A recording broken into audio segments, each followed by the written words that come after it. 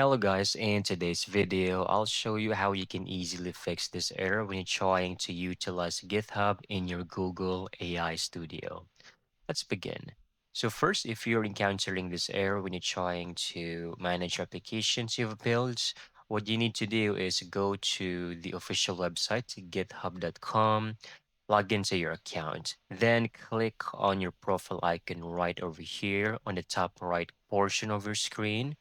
Click on Settings, scroll down, Applications, under Installed Apps.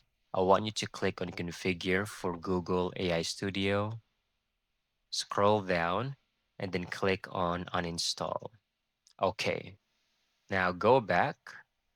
From here, go to Authorized Applications, Google AI Studio, Revoke, and then I understand revoke access, and then click on this.